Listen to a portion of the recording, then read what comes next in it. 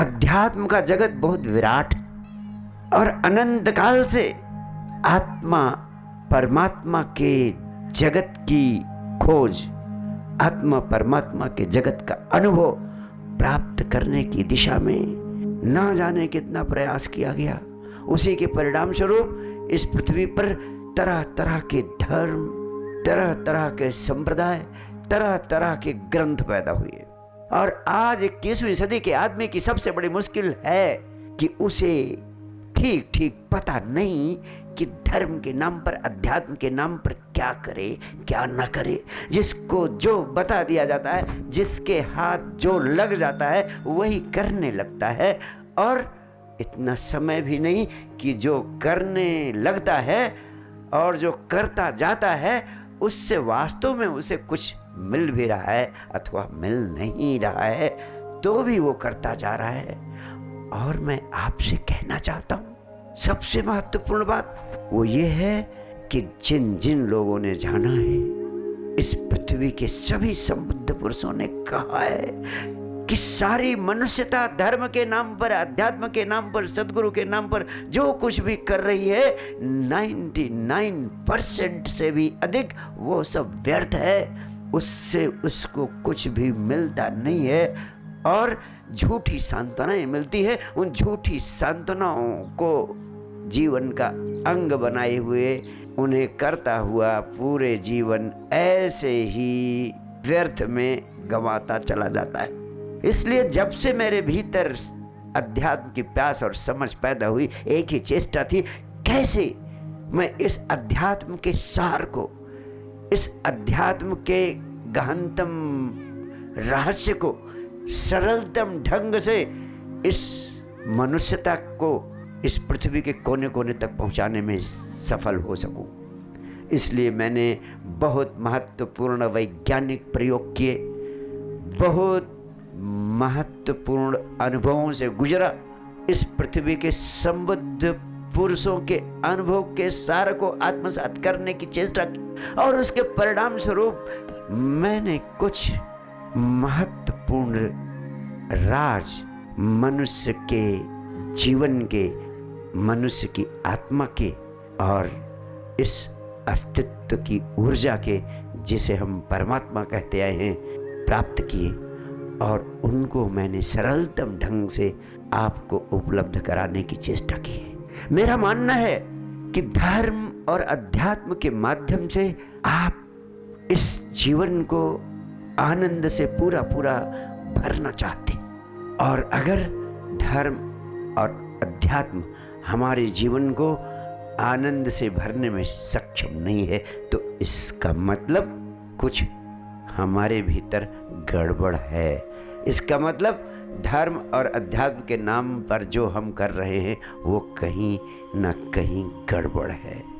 लेकिन जो भी आपको धर्म अध्यात्म की शिक्षा देता है, जब आप उससे कहते हैं मुझे कोई परिणाम नहीं मिल रहा है, तो वो तुम्हें कुछ ऐसी बातें कहता है जिससे तुम गिल्टी फील करते हो, अपराध भाव से भर जाते हो। वो कहते हैं तुमसे कि तुम श्रद्धा पूर्वक नहीं कर रहे हो, तुम मन से नहीं कर रहे हो, तुम प्राणों से नहीं कर रहे हो, तुम विधि विधान से नहीं कर रहे हो, अब तुम्हारे पास कोई चारा नहीं है। वो कहते तुम्हारा करने का तरीका गलत, इसीलिए तुम्हें कुछ नहीं मिल रहा है। अगर तुम माला जप रहे हो, तुमने मंत्र ले लिया है, तुम कहते हो महाराज जी आपसे माला भी ले ली, मंत्र भी ले ली, फिर भी दुख सारे जिंदगी के वहीं खड़े। कहते हैं बच्चा श्रद्धा से करो और माला की संख्या बढ़ा दो, सुबह भी करो शाम भी करो। ये तो ऐसे ही है जैसे एक पंखा बेचने वाला बहुत जोर जोर से आवाज देता हुआ जा रहा था कि ये पंखे ले लो, ये अद्भुत पंखे हैं, ये कोई साधारण पंखे नहीं हैं, तुम चले जाओगे, समय चले जाएगा, जमाना चला जाएगा, लेकिन ये पंखे कभी खराब नहीं होंगे। कहते हैं उस नगर का राजा उसकी आवाज़ अपने राजमहल में बैठे सुन रहा था। उसने आदेश दिया, पंखे वाले को बुलाया गया और उसने पंखे देखे और पंखे का बहुत बखान किया उस लड़के ने जो पंखा बेच रहा था। उसके बखान को सुनकर सम्राट ने कहा इससे 3 पंखे ले लिए जाएं, क्या कीमत है इन पंखों? उसने कहा हुजूर इन पंखों की कीमत सिर्फ 100 रुपये। राज दरबार के लोगों ने कहा ये तो बहुत मामूली से पंखे हैं, बहुत ज़्यादा दाम बता रहा है तू। उसने कहा नहीं, प्रयोग करो, ये मामूली पंखे नहीं, असाधारण पंखे। राजा ने आदेश दिया, पंखे खरीद लिए गए। और कहते हैं कि सम्राट ने उन पंखों का प्रयोग किया, गर्मी में पंखे झला, लेकिन तीसरे दिन ही पंखा टूट गया। राजा ने कहा ये इतना बड़ा धूर्त राजा को ही धोखा दे के चला गया, इसको बुलाया जाए। वो पंखा बेचने वाला राजा के सामने प्रस्तुत हुआ। राजा ने कहा तुम्हारे पंखे 3 दिन में ही टूट गए, तुम्हें भारी सजा दी जाएगी। जब राजा के साथ ही धोखा कर रहे हो, आम जनता के साथ क्या कर रहे होगे तुम? कहते हैं पंखा बेचने वाले ने कहा हुजूर मुझे लगता है कहीं पंखा झलने में कोई गड़बड़ हो रही है। आप पंखा झलते कैसे हैं, पहले मुझे बताएं, उसके बाद मुझे सजा दें। सम्राट ने कहा पंखा जलने का आसान सा तरीका है। उन्होंने पंखे को उठाया और कहा जैसे जल के दिखाया। पंखा बेचने वाला कहता है हुजूर यही गलती हो गई, मैं समझ गया कि कहीं न कहीं गड़बड़ हो रही होगी। हुजूर पंखे इस तरह नहीं झले जाते, पंखे को दोनों हाथ से पकड़िए और सिर को हिलाइए, पंखा 100 साल चलेगा। आप चले जाएंगे, पंखा नहीं जाएगा। यही धर्म के नाम पर मंत्र देने वाले, दीक्षा देने वाले, तरह तरह की शिक्षा देने वाले आपको शिक्षा दे देते। आप कहते हो कुछ मिलता नहीं, वो कहते हैं गड़बड़ आपके साथ है। पंखे को दोनों हाथ से पकड़िए, श्रद्धा और बढ़ाइए, मन से करिए, थोड़ा दान करिए, थोड़ा पुण्य करिए, जाने क्या क्या करिए। अब आदमी प्रौढ़ हो चुका है, विकसित हो चुका है, इसलिए पुराने धर्म की मान्यताएं झूठी होती जा रही और आदमी का भरोसा उनसे उठता जा रहा है। नई पीढ़ी के बच्चे भी उनको स्वीकार करने के लिए तैयार नहीं है। आप जबरदस्ती उनको धार्मिक बनाने की, मंदिर ले जाने की चेष्टा करते हैं, हाथ में गीता, कुरान, बाइबल पकड़ाने की चेष्टा करते हैं, लेकिन वो सब उन्हें स्वीकार्य नहीं हो पाता। इसलिए अब 21वीं सदी में धर्म की नई प्रस्तुति होनी चाहिए। ऐसा नहीं गीता में जो कहा गया गलत है, या मंदिरों में जो कहा जा रहा है गलत है, ऐसा नहीं मस्जिदों में जो कहा जा रहा है गलत है, ऐसा नहीं गुरुद्वारों में जो कहा जा रहा है गलत है, ऐसा नहीं गिरजाघरों में जो कहा जा रहा है गलत है। बातें सब सही कही जा रही हैं, लेकिन वो भाषा बड़ी पुरानी हो गई है, प्रतीक बड़े पुराने हो गए हैं। 21वीं सदी के मनुष्य का जीवन बहुत जटिल हो गया है।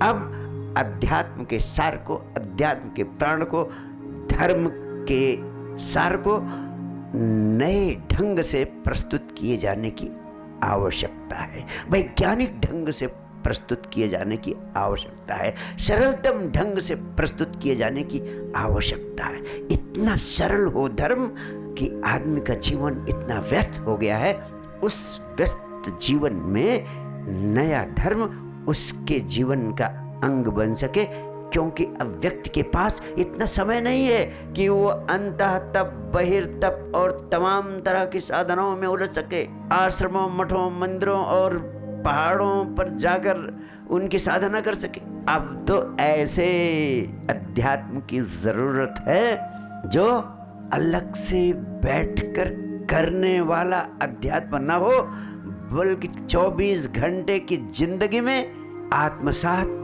कर लिए जाने वाला अध्यात्म हो, जो 24 घंटे की जिंदगी में फैल जाए। और मैं आपसे कहना चाहता हूँ, इसी दिशा में मैंने महत्वपूर्ण वैज्ञानिक प्रयोग किए हैं। सबसे पहली बात आपसे कहना चाहता हूँ, धर्म और अध्यात्म के माध्यम से आप क्या पाना चाहते हैं?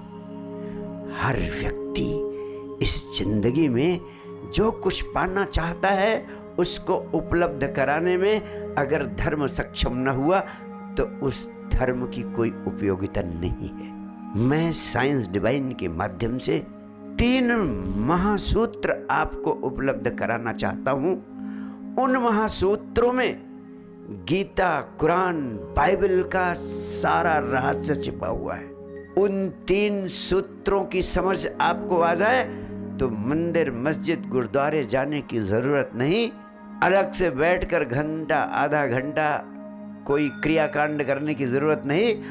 उन महासूत्रों की समझ आ जाए आपके भीतर, उस समझ की क्रांति के माध्यम से ही आपका जीवन बदल सकता है और आप धन से लेकर ध्यान तक और भौतिक जगत में पदार्थ से लेकर परमात्मा तक हर मनचाही मंजिल को प्राप्त कर सकते हैं।